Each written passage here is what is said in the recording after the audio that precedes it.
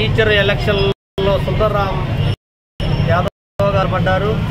ఇప్పుడు సుందర్రాం కూడా టీచర్లు కూడా మొత్తం కూడా సుందర్రాజు యాదవ్ గేయాలని గతంలో ఎన్నో ఆయన తెలంగాణ ఉద్యమంలో ఎన్నో పోరాటాలు కాలేజీలు నడిపించుకుంటా ఆయన అనేక ఉద్యమాలను ఉండటం జరిగింది. ఇలా బీసీ తీర్మార్ మల్లన్న లాంటి వాళ్ళు కూడా ఇలా బీసీలని ఐక్యం చేయటం కోసం ఆయన సొంత పార్టీని కూడా వదిలిపెట్టి ఇలా మరి సుందర్రాజు యాదవ్ కూడా చేయటం అంటే ఆషామాషి వ్యవహారం కాదు. ఇవాళ ఒక బీసీ గెలిచిందంటే ఇవాళ టీచర్లకి ఎంతో ఉపయోగపడే పోస్టులు కానీ ఏమన్నా తక్కువ ఏమన్నా మాట్లాడాలంటే అలా అధికార పార్టీలో కొంతమంది ఉండి మాట్లాడలేకపోతారు. కాబట్టి ఇప్పుడు బడుగు బలహీన వర్గాలకు చెందిన బీసీ కులాలకు చెందిన సుందర్రాజు యాదవ్ గారిని గెలిపించుకుంటే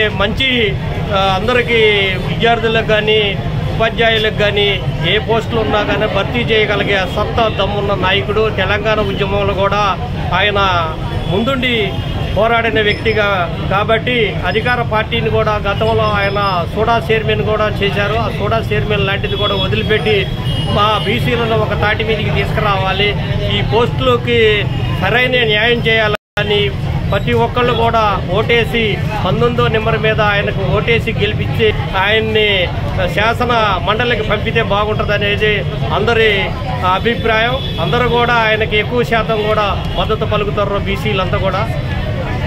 వాళ్ళందరికీ ధన్యవాదాలు. నమస్తే అండి, నా పేరు కనకబండి విజయలక్ష్మి. నేను యాదవ్ సంఘం జిల్లా సెక్రటరీని.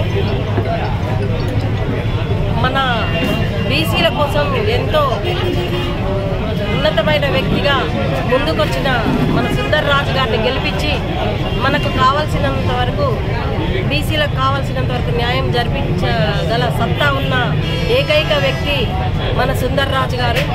ఆయనకి అనేకమైన పదవులలో చాకచక్యమైన తెలివి గల వ్యక్తి. అతన్ని గెలిపించడం వల్ల మన బీసీలకి ఎంతో పదవులు ఇచ్చి అన్ని రకాల ఉన్నతమైన పదవులను వాళ్ళకు పూర్తి చేయడానికి ఆయన ముందుకొస్తారు. అందుకనే 19వ నెంబర్కి ఓటేసి మన సుందర్రాజు యాదవ్ గారిని గెలిపించగలరని మనస్ఫూర్తిగా కోరుకుంటున్నాను.